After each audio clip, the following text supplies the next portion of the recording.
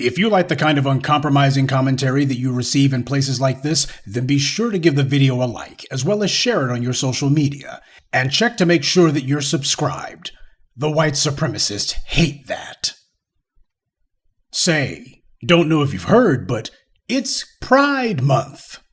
Perhaps the Google banners and everybody else who's got all of their logos and all of their titles that are in rainbow colors wasn't enough of a hint for you. But you know who else also noticed? The white supremacists noticed. So naturally, some of the white supremacists decided that since it's Pride Month, they might as well show their white pride. Patriot Front rolled into Coeur d'Alene, Idaho, which of course, being in the state of Idaho, we all know that it's a prime hub for white supremacist activities, so they didn't have to sneak in. But in what was an astounding turn of events, the local thug patrol, the police and sheriff's department, arrested those creeps en masse, at least 31 of them. Not because they did anything, but because, as the police chief himself put it, he had no doubt in his mind they were coming to riot. And how exactly did he know that? According to the New York Times, the chief read to them part of a 7-page operational plan that detailed how Patriot Front were going to instigate a riot and use smoke grenades as cover, and then they would attack people and smash things and afterwards all pile into a moving van and escape. Now, that would be a little bit surprising except for one small detail. This white supremacist terrorist group has done this before.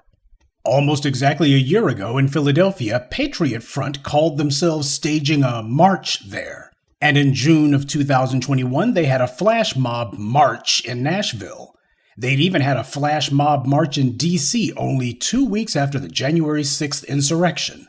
Before even the January 6th insurrection, Patriot Front had already had a flash mob march in Pittsburgh, so as you see, these little inbreds were very busy. But Patriot Front's infamous past goes back far earlier than just 2020. You see, Patriot Front used to call themselves Vanguard America, and if that name sounds familiar to you, it should. Vanguard America was at the 2017 Unite the Right riot in Charlottesville. They were out there attacking people right alongside all the other white supremacist street gangs. One of the individuals who was marching with Vanguard America was James Fields. You'll recall that Fields was the man who deliberately drove his car into the anti-racism protesters, injuring many of them and killing Heather Heyer. Fields was sentenced to life in prison on federal charges after a plea deal which included admitting to hate crimes charges. He was tried again on state charges, and that time there was no plea deal. He was just convicted outright of murdering Heather Heyer, and he got life in prison for that, plus an additional 419 years total for other crimes. After that, Vanguard America's members decided to change their names. Same way Richard Spencer decided that instead of calling themselves white nationalists, they should instead take up the name the alt-right. These white supremacists are constantly changing names as a way to confuse people, and it goes way beyond the irregular forces of white supremacy. People like Eric Prince, the founder of Blackwater, a name that his company kept for a long time until they had their multiple screw-ups in Iraq, including touching off an insurgency, after which they changed their name to XE, which I think they pronounce Z, and then after that they changed it again to U.S. Training Center, and since then they've changed it again. White supremacy believes in adapting. They understand it doesn't pay to get too attached to names. So now you know who Patriot Front is. And when that white supremacist mob was in Philadelphia trying to intimidate the locals, they found out that this generation of black folks don't scare so easily. Police say none of the protesters were from Philadelphia. Patriot Front is based in Texas, and they traveled into the city. Action News was the only crew on scene as the group traveled down the Ben Franklin Parkway, across Market, Chestnut, and Walnut Streets before marching to Penn's Landing. Hundreds of mass protesters from Patriot Front chanted while carrying American flags and shields. A few moments later. This way. Guys, come on!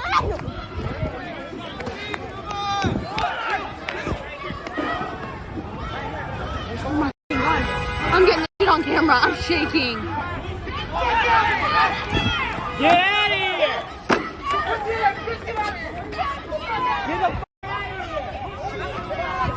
Oh my god, tear gas, guys, get!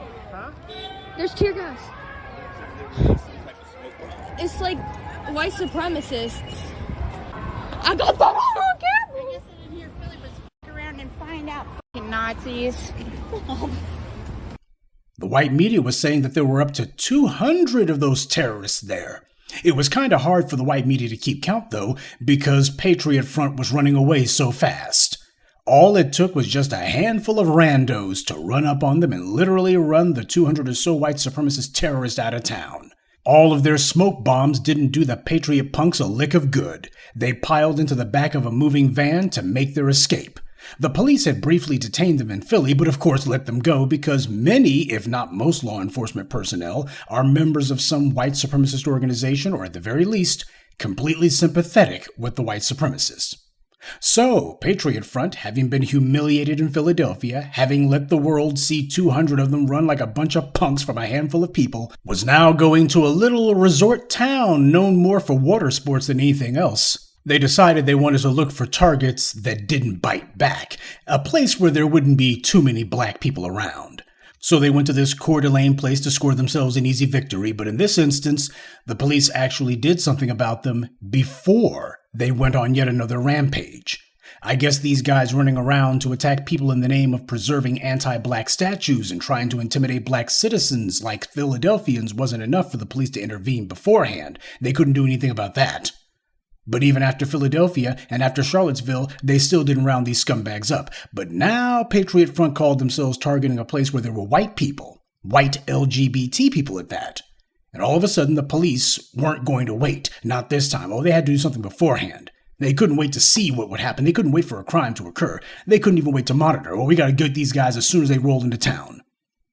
And so, after all the carnage and killing that these animals carried out in the past, we get to have a half-wit Barney Fife police chief saying that he had no doubt that they were in Coeur d'Alene to do it again. Just wow, this police chief really is a detective. This must be what the white media and police themselves mean when they say that these guys in law enforcement are highly trained professionals. I mean, if we didn't have these Sherlock Holmesian intellects to figure this out, we sure as hell never would have on our own. Now, this just goes to show that these white supremacist gangs are not carrying out these flash mob attacks because the police don't know about it. It's not because the police can't stop them beforehand. The police in Philly were certainly there on the scene. They just didn't do anything about it, not even after these thugs went on their rampage. Meanwhile, if a black person dares to stand on a street corner with a BLM sign, 10 police cars will swoop down on them, demanding to know if they have a permit and ready to arrest them. So you had the police and sheriffs out there in Coeur d'Alene, ready to nab these creeps the moment they popped out of their Easy Rider van. But even so, they remain on code. Patriot Front's little thugs just got a misdemeanor, conspiracy to riot. After all, the police want to make sure that these guys are merely stopped from bothering other white people. It's okay for them to remain on the streets as long as they're coming after black people. White supremacist gangs like Patriot Front, they're the irregular forces of white supremacy. Their job is to carry out the kind of attacks and intimidation that the thugs with badges can't. They're an auxiliary of the white supremacist forces in the police. That's why they always know each other, and in many cases, you find police and military people in these white supremacist terrorist groups. The police were able to swoop down on these guys and arrest them simply because they went after the wrong people this time. They certainly didn't do it to do us any favors. Well, the Patriot punks and the police should understand it's a brand new day. People understand that the white supremacists weren't just inside those moving vans, they were also inside the police and sheriff's departments too. In Philly, the police hung back just like they did in Kenosha, and they figured they'd let their pals tear things up, but the only ones who got torn up were their buddies in Patriot Front. And while I'm sure it was a pretty tight squeeze trying to fit all those inbreds into the back of one moving van, they might want to give some serious thought to just how much harder it could be trying to squeeze all of them into the back of an ambulance. Good evening, and be one. I'd like to take a moment to mention some of our contributors. Peggy Taylor, Black Voltron Reloaded, Emily, Alexandria Sturgeon, and King Edwards. Salute to them and thank you to everyone for listening, liking, and sharing this message. Black empowerment only exists because of you.